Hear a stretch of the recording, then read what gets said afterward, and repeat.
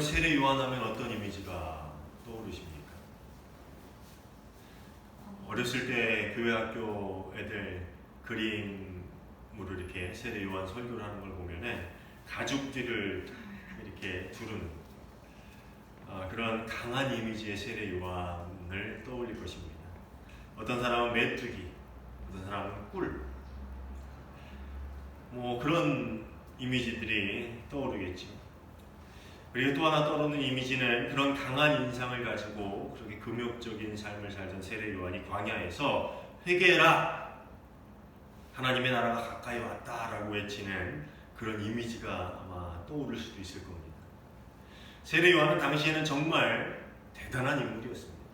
정말 굉장한 사람이었죠. 많은 사람들이 세례 요한을 존경하고 따랐으며 심지어 어떤 이들은 이 세례 요한이 우리가 기다리던 메시아가 아닐까? 라고 생각하는 그런 사람들도 있었다고 합니다. 누가복음에 의하면 세례 요한은 제사장이었던 아버지 사가랴와 아론의 피를 받은 아론의 집안의 어머니 엘리사벳 사이에서 늦지막히 태어난 아들이었습니다. 상당히 뼈대 있는 집안, 좋은 가문의 늦둥이였다는 거죠. 얼마나 금수저인지 예상할 수는 없겠지만 그래도 어느 정도의 금수저 집안에서 태어난 아들이었다라는 겁니다. 그렇지만 세례 요한은 안정되고 평안한 삶보다는 자신에게 주어진 사명을 위해서 광야를 자신의 삶의 터전으로 그리고 자기가 자라나고 사는 곳으로 선택을 합니다. 그는 낙타털옷을 입고 허리에 가죽띠를 띄었으며 메뚜기와 들꿀을 먹고 살면서 선지자 이사야의 예언처럼 광야의 외치는 소리가 되었습니다. 여기서 말하는 낙타 옷을 입고 허리에 가죽띠를 띠고 메뚜기와 들꿀을 먹었다라는 것은 그가 철저히 금욕적인 삶을 통해서 하나님 앞에 서기 위한 그러한 수행, 그러한 노력, 그러한 영성 생활을 했다라는 것을 의미합니다. 그리고 그런 영성을 바탕으로 그는 광야에서 회개해라! 하나님의 나라가 가까이 왔다라는 그런 외치는 자가 되었다라는 것이죠. 마태복음 3장 7절부터 10절까지의 말씀을 보면요, 이 세례 요한이 얼마나 단호하게 그리고 강하게 하나님 나라의 복음, 즉 예수님이 오심을 준비하였는지를 알 수가 있습니다. 요한은 바리새파 사람과 사두개파 사람이 많이들 세례를 받으러 오는 것을 보고 그들에게 말하였다. 독사의 자식들아, 누가 너희에게 닥쳐올 징벌을 피하라고 일러주더냐. 회개에 알맞은 열매를 맺어라. 그리고 너희는 속으로 주제넘게 아브라함이 우리 조상이다 라고 말할 생각을 하지 말아라. 내가 너희에게 말한다. 하나님은 이 돌들로도 아브라함의 자손을 만드실 수 있다. 도끼가 이미 나무 뿌리에 놓였으니 좋은 열매를 맺지 않는 나무는 다 찍혀서 불 속에 던져진다. 우리가 읽는 성경이니까 좀 완곡하게 표현이 된 거죠. 그런데 그 당시에 상당히 모욕적인 그런 언사였습니다. 이 독사의 자식들아, 너희가 구원받을 민족이라 꿈도 꾸지 마라. 도끼가 나무 뿌리에 놓였다. 너희는 곧 찍혀서 멸망당할 그런 위기에 처해 있는 그러한 인생들이다. 회개해라. 회개에 합당한 열매를 맺어라. 그의 외침은 대상을 가리지 않았어요. 당시 사회적으로 그리고 정치적으로 상류층이고 권력층이었던 바리새파 사람들 그리고 사두개파 사람들에게도 회개를 촉구하는 이 세례 요한의 이 광야에 외치는 소리는 냉정하게 그리고 단호하게 울려 퍼졌다라고 성경은 이야기해주고 있습니다. 그리고 그 외침은 당시 갈릴리와 베레아 지역의 분봉왕이었던 이 헤롯 안티파스 또한 피해가지 않았습니다. 성경을 보면요, 헤롯 왕이라는 이름이 몇 번 등장을 하지요. 먼저는 예수님이 태어났을 당시에 헤롯 왕에 대한 이름이 나옵니다. 마태복음 2장 1절에 보면은 헤롯 왕 때에 예수께서 유대 베들레헴에 나셨다라고 나오죠. 여기서 이제 헤롯 왕이 처음으로 등장을 해요. 이 헤롯은 오늘 본문에 나오는 헤롯과는 동일 인물이 아닙니다. 이 헤롯 대왕이라고 불리는 마태복음 2장의 예수님 당시의 그 헤롯은 누구냐 하면은 바로 오늘 본문 헤롯 안티파스의 아버지. 이해가시죠? 오늘 나오는 사람은 헤롯 안티파스고 이 예수님이 태어났을 당시의 왕은 헤롯 대왕이라고 해서 그의 아버지라는 거죠. 제일 처음 등장하는 헤롯 왕이 죽고 나서 이스라엘 때는 그의 아들들에 의해서 세 개로 분할이 됩니다. 그래서 헤롯 마태복음에 나오는 헤롯을 헤롯 왕이라고 부르는데 그 뒤에 이 헤롯 안티파스를 분봉 왕이라고 불러요. 마태복음에 보면 그것을 구분해서 부릅니다. 이 분봉 왕이라는 것은 이 나라를 4등분 혹은 3등분 혹은 2등분으로 나뉘어서 그 한 지역을 맡은 왕을 의미하는 건데요. 이 헤롯 안티파스는 특별히 이 갈릴리아 베레아 지역을 맡았던 그런 왕입니다. 그리고 그의 이복 동생 빌립 2세라는 왕이 있는데 그 왕이 바로 이 갈릴리 호수 북동쪽, 갈릴리 호수가 이렇게 있으면은 북동쪽의 지역을 그 이복 동생 빌립 2세가 맡아가지고 다스렸어요. 그리고 헤롯과 같은 어머니에게서 태어난 아켈라오스 혹은 아켈라오 왕이 있는데 이 사람은 유다와 사마리아 지역을 다스렸던 왕입니다. 그래서 같은 본문을 기록하고 있는 마태복음 14장, 오늘 본문하고 같은 본문을 기록하고 있는 마태복음 14장은 헤롯을 분봉왕, 즉 나누어진 지역의 한 지역을 다스리는 왕으로 정확히 표기를 하고 있어요. 다른 왕입니다.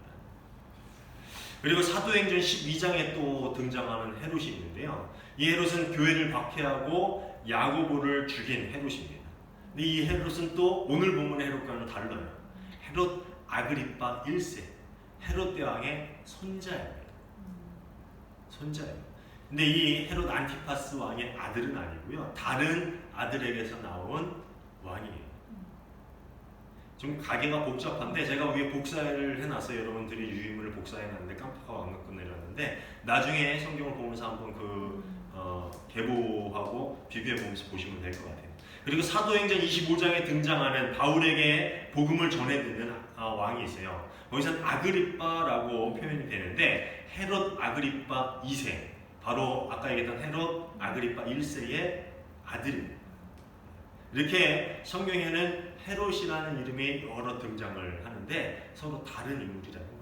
오늘 본문으로 돌아가 보면요, 오늘 본문에 등장하는 헤롯 안티파스 1세는 헤롯 안티파스 2세는 비록 나라의 한 지역을 다스리고 있는 분봉왕이긴 했지만 그래도 왕이었습니다. 왕의 신분을 갖고 있었던 사람이에요. 이스라엘 사람 누구들 중에도 견줄 수 없는 그러한 권력을 가지고 있던 사람이었다라는 말입니다. 오늘 같은 사회야 대통령 많이 비판하죠. 인터넷을 통해서도 비판하고 언론에서도 대통령을 비난하고 욕하기도 해요. 그렇죠? 그래도 괜찮은 그러한 시대입니다. 그렇지만 당시는 아니었습니다. 왕을 비난한다는 것, 왕에게 욕을 하고 왕의 잘못을 지적한다는 것, 그것은 무서운 결과를 가져오는 위험한 행동이었습니다. 그렇지만 요한은 헤롯 안티파스가 저지른 잘못, 죄에 대해서 침묵하지 않았습니다. 그것이 어떤 결과를 가져오게 될지 충분히 짐작할 수 있었음에도 세례 요한의 외침은 결코 멈추지 않았다라는 겁니다. 원래 헤롯 안티파스는 이웃나라 페트라의 공주와 결혼을 합니다. 원래 이 헤로디아가 원래 부인이 아니었어요. 그런데 원래 부인 이 페트라의 공주와 이혼을 하고 그의 이복 동생인 빌립 1세, 아까 말했던 갈릴리 북동쪽을 다스렸던 빌립 2세 말고요, 분봉 왕이 되지 못했던 빌립 1세라는 이복 동생이 있습니다. 그 이복 동생 빌립 1세의 아내인 헤로디아와 결혼을 합니다. 즉 동생의 아내를 이혼시키고 자기 아내로 삼았다라는 겁니다. 그런데 이 족보가 참 웃겨요. 이 헤로디아는 누구냐 하면은 또 다른 이복 동생 아리스토블로스 4세의 딸이었어요. 어떻게 보면 누굽니까? 자신의 조카예요.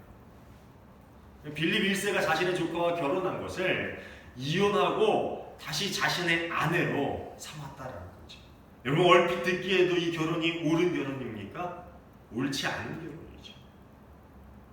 그렇지만 그것은 또 심각하게 유대의 율법에도 어긋나는 일이에요. 세례 요한이 얘기했죠. 자신의 동생을 아내로 취하는 것은 옳지 않다.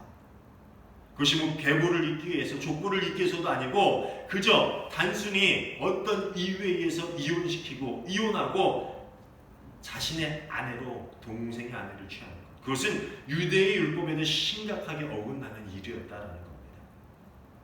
세례요한은 이런 불의한 일 앞에서 침묵하지 않았습니다. 상대가 왕이었지만 그는 단호하고 신랄하게 그의 죄, 그의 잘못을 꾸짖었습니다. 누구나 그렇겠지만 이 자신의 잘못, 죄를 비판하는 목소리를 달갑게 듣는 사람은 없을 겁니다. 그렇죠? 내가 분명히 잘못한 것을 안다 할지라도, 그것을 인정한다 할지라도 그것을 누가 비난할 때에 그것을 달갑게 듣는 사람은 없겠지요. 헤롯 또한 그랬어요.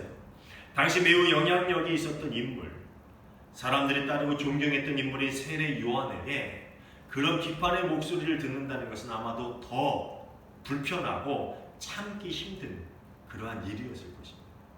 그렇죠? 사람들이 별 대수롭지 않게 여기는 사람이 자신의 욕을 하는 것을 듣게 되면 그저 처형하면 그만이지만 세례 요한은 그렇게 할 수가 없었기 때문에 세례 요한이 많은 사람들이 듣는 앞에서 자신을 비난하고 그 죄를 지적했다라는 것은 참 마음 불편한 일이었을 것입니다. 하지만 세례 요한을 함부로 대할 수가 없었어요. 유대의 역사가 요세푸스의 기록을 보면 세례 요한에 대한 이야기가 상당히 길게 나와요. 이 성경 외의 기록에서 이 세례 요한의 기록이 참 길게 언급이 되는 것은 참 드문, 좀 신기한 일이죠. 그런데 상당히 길게 세례 요한에 대해서 기록을 하고 있는데 세례 요한에 대해서 이렇게 이야기를 합니다. 그는 좋은 사람이었다. 그는 유대인들을 꾸짖어서 그들을 의로운 삶으로 이끌었고 사람들에게 정의를 행하도록 하였고 하나님께 경건한 삶을 살도록 하였다. 그리고 사람들이 세례를 받도록 인도하였다.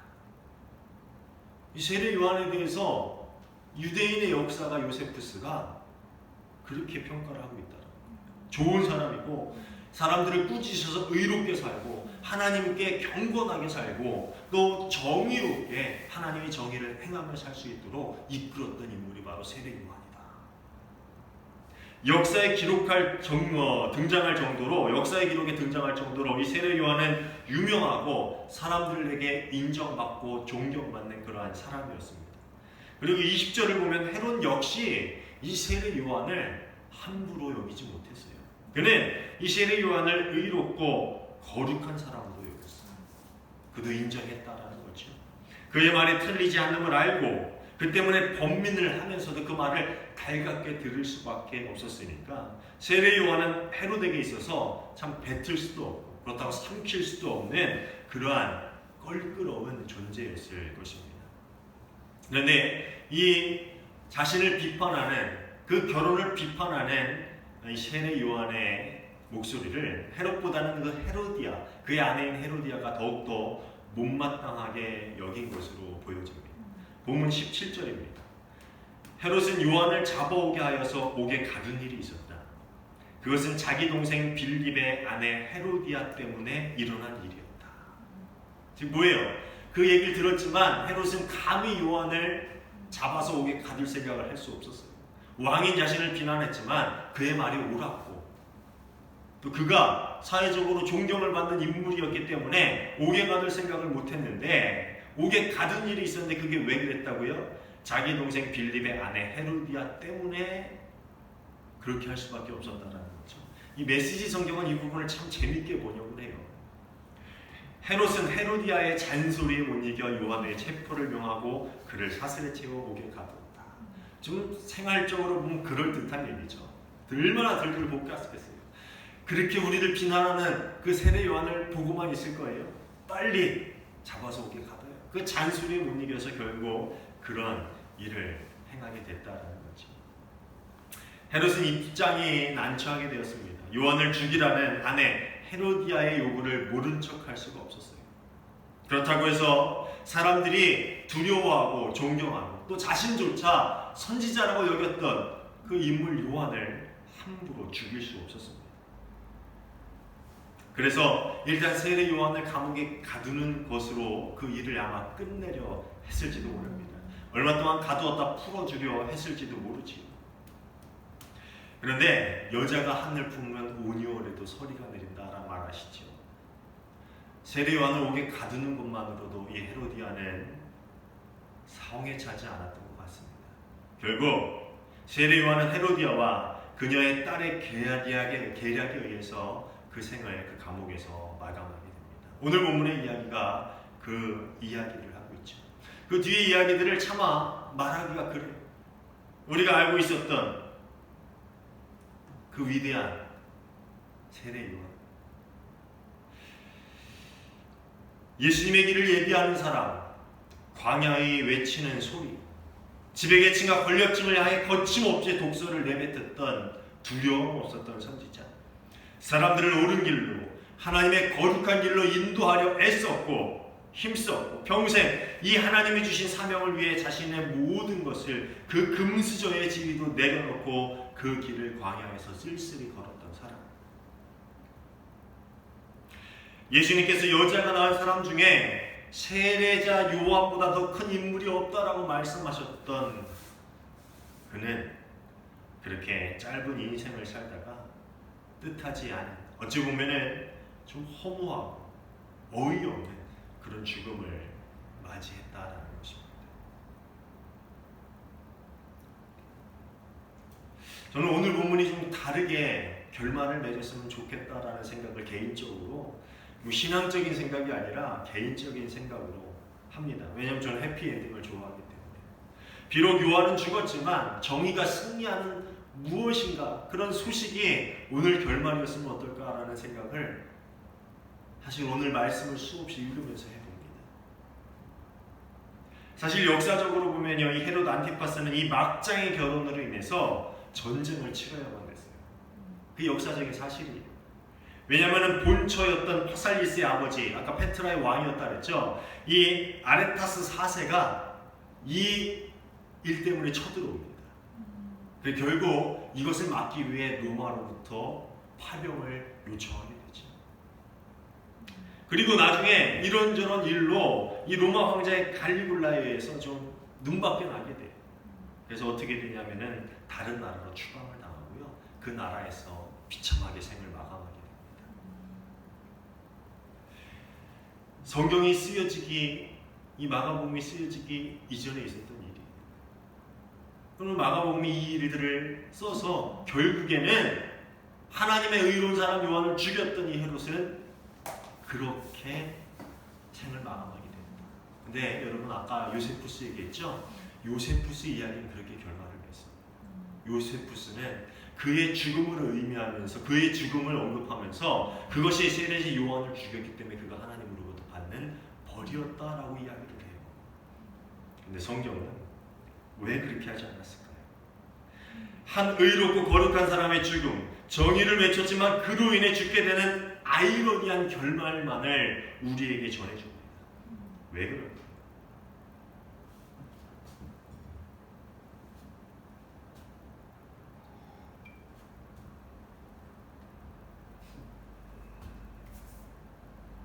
생각해보세요. 왜 그럴까요?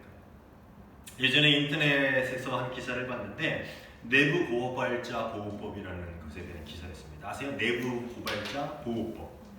이 내부 고발자가 뭔지 아시죠? 진실을 밝힐 목적으로 자신이 속한 기업이나 조직의 비리를 폭로하는 사람을 내부 고발자라고 합니다. 즉 옳은 일을 위해서 그 위험을 감수하고 정의의 목소리를 내는 사람이 바로 내부 고발자라는 거예요. 그런데 그렇게 정의를 위해, 진실을 위해, 옳은 일을 위해 용기를 내어 목소리를 낸 사람들이 대부분, 아니 거의 어떻게 되었는지 아세요? 여러분 아십니까? 얼핏 나중에 기사를 통해서 들어보시면 알 거예요. 대부분 거의 다니던 곳에서 쫓겨나거나 남아있다 하더라도 상당한 괴로움을 겪게 됩니다. 경제적으로, 관계적으로 많은 공경에 처하게 되었다. 여러분은 그런 경우를 겪어본 적이 있으십니까? 누군가 부당한 일을 당하는 것을 보았을 때 여러분은 어떻게 했습니까? 약자가 억울한 일을 당하고 그 때문에 고통스러워하는 것을 보면서 우리는 어떤 반응을 보였습니까?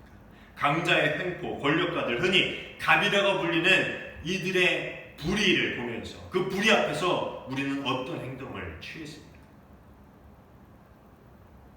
아니, 그런 일을 겪지 않았다 하더라도 만일 그런 일이 우리 앞에 생긴다면 그것이 내 바로 옆에 내가 속해 있는 조직, 단체, 내가 속해 있는 그 무리 가운데서 그런 불의한 일들, 그것이 생긴다면 우리는 어떻게 해야 합니까?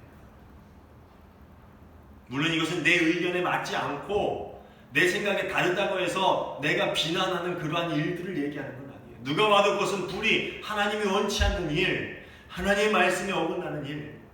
여러분 알잖아요. 헤롯이 자기가 불의한 일을 저질렀다는 걸 스스로 알았으니까 번민하면서도 어쩔 수 없었듯이 그런 불의 앞에서 여러분은 우리는 어떤 행동을 취했습니까? 그리고 어떤 행동을 취하겠습니까? 사실 오늘 설교는 제게 참 어려웠습니다. 많은 어려움들이 있었지만 저 역시 이런 고민 가운데 여전히 싸우고 있기 때문에 이런 일들 앞에서 어떻게 해야 하나라는 그런 갈등 앞에 서 있는 사람이기 때문에 사실 어떤 설교를 준비할 때 마음의 어려움이 많이 있었어요. 저 역시 이런 경험이 사실 있었습니다. 아주 오래전에 대학 졸업을 몇 개월 앞두고 겪은 일이었는데 불의한 일을 눈앞에 보게 되었고 그 일 때문에 많은 사람이 피해를 보게 되었어요. 그래서 그 불의한 일과 맞닥뜨리는 자리에 어쩌다 보니까 진짜 내가 이 불의를 어떻게 할 수 없을 그런 정의감이 아니라 어떻게 하다 보니까 제가 그 불의한 일을 맞닥뜨려서 싸우는 자리에 서 있더라고요. 그리고 그때는 피하지 말자. 이거는 불의한 일이니까 내가 싸우고 내가 목소리를 내야겠다라는 생각에 그 혈기에 그렇게 싸웠습니다. 대항했습니다. 근데 어떤 결과가 있었을까요? 이 집사람은 알겠지만 겨우겨우 졸업을 했습니다. 학교를 잘렸다가 징계를 받았다가 나중엔 다시 복귀가 돼서 겨우겨우 졸업을 했어요. 그리고 그 일로 인해서 저는 2년 동안 그 학교의 대학원에 입학할 수가 없었어요. 그 전에 약속받았던 모든 장학금도 그리고 학교로부터 약속받았던 모든 혜택도 하나 더 받을 수 없었을 뿐만 아니라 대학원을 2년 동안 갈 수가 없었어요. 그 시간이 제겐 정말 힘든 시간이었습니다. 지금 생각해보아도 그때의 행동은 옳았습니다. 그런 행동은 아니었어요. 그것은 불의에 대항한 목소리를 낸 일이었습니다. 그런데 또 그런 일을 겪었을 때 과연 그렇게 할 수 있을지라고 물어본다면 저는 솔직히 장담을 못하겠어요. 쉽지 않은 일이라는 것을 제가 알기 때문입니다. 어찌 보면 오늘 본문은 우리가 겪게 될 그러한 순간과 그 순간 우리가 택할 행동이 세상에게 어떤 반응으로 돌아오게 될지, 우리에게 어떤 결과를 가져다 줄지 우리에게 이야기해주고 알려주고 있는지 모르겠습니다. 세례요한은 정의를 외쳤고 그로 인해 그는 목숨을 잃었습니다. 예수님은 하나님 나라의 복음을 선포했고 그 선포와 예수님의 사역은 예수님을 십자가로 인도했습니다.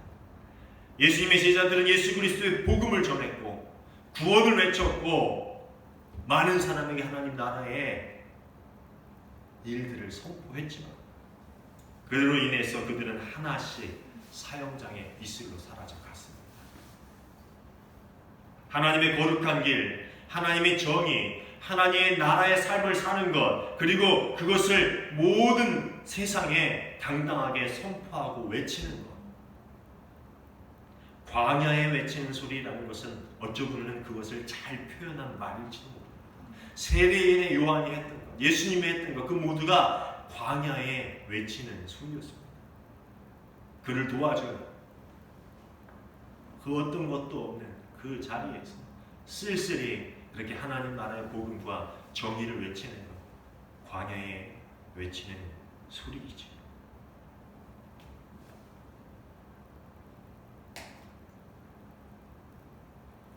그럼에도 불구하고 우리는 왜 이 길을 가야 할까요? 왜 그런 일들을 선택해야만 할까요? 왜 하나님의 도를, 정의를, 예수 그리스도의 가르침을 세상에 외쳐야 합니까? 불의한 일들 앞에서 침묵을 깨고 하나님이 원하시는 일들, 하나님의 정의, 옳은 일들, 하나님이 원하시는 그 목소리를 왜 우리가 내야만 합니까? 그런 일들을 우리가 어떻게 감당할 수 있습니까? 저는 뭐라고 답을 드릴 수가 없을 것 같아요. 그렇지만 성경 한 구절을 읽어드리고 오늘 말씀을 마치려고 합니다. 히브리서 11장 32절부터 38절입니다. 메시지 성경으로 읽어드릴게요. 계속해서 더 열거하려면 시간이 모자랄 것입니다. 원래 이 11장은 믿음의 장이죠. 믿음의 선조들이 어떻게 믿음을 지켜왔는지를 이야기하는데 그 뒤에 이야기예요. 계속해서 더 열거하려면 시간이 모자랄 것입니다. 훨씬 더 많은 이들이 있기 때문입니다. 기드온, 바락, 삼손, 입다, 다윗, 사무엘, 예언자들. 믿음의 행위로 그들은 나라를 무너뜨리고 정의를 실천하고 약속된 것을 받았습니다. 그들은 사자와 불과 칼의 공격을 막아냈고 약점을 강점으로 바뀌었으며 전쟁에서 이겨 외국 군대를 물리쳤습니다. 여기까지 좋죠? 정의를 외쳤을 때 일어나는 어떤 선한 결과들. 그런데 꼭 그런 일들만 있었던 건 아닌 것 같아요. 여자들은 죽었다가 다시 살아난 이들을 맞아들이기도 했습니다. 고문을 당하면서 더 나은 부활을 사모한 나머지 굴복하고 풀려나가는 것을 거부한 일들도 있습니다. 어떠한 이들은 학대와 채찍질을 기꺼이 받았고 쇠사슬에 묶여 지하군에 갇히기도 했습니다. 돌에 맞고 톱으로 켜져 두둥강이 나고 싸늘한 시신이 된 이들의 이야기도 있습니다. 짐승 가죽을 두르고 집도 권력도 없이 세상을 떠돈 이들의 이야기도 있습니다. 하나님의 정의, 하나님의 공의를 세상에 외치고 예수 그리스도의 가르침을 받고 그의 도를 세상에 전하며 그의 삶을 쫓아갔는데 돌로 맞고 톱으로 켜고 싸늘한 시신이 되고 짐승 가죽을 두르고 집도 권력도 없이 세상에 떠돈 이들의 이야기가 더 많다라는 것이죠. 세상은 그들을 받아들일 만한 곳이 되지 못했습니다. 세상은 그들을 받아들일 만한 곳이 되지 못했습니다. 그들은 이 혹독한 세상의 가장자리로 다니면서도 최선을 다해 자기 길을 갔습니다. 참 신기하게 성경은 항상 이렇게 결말을 맺습니다. 근데 히브리서는 이 세상에서의 결말이 아닌 결국 하나님이 다시 오시게 될 그때의 결말을 그 뒤에 추가를 합니다. 여러분 한번 찾아서 읽어보세요. 히브리서 11장 전체를 한번 읽어보세요. 우리는 왜 광야에 외치는 소리가 되어야 할까요? 왜 하나님의 정의를 예수 그리스도의 가르침을 전하고 외치고 우리가 그렇게 살아야 할까요? 세상은 그런 사람들을 받아들일 만한 곳이 되지 못함에도 불구하고 우리는 그렇게 왜 살아야 합니까? 왜 외쳐야 합니까? 혹독한 세상의 가장자리로 다니면서도 최선을 다해 왜 그 외침을 우리는 멈추지 말아야 합니까?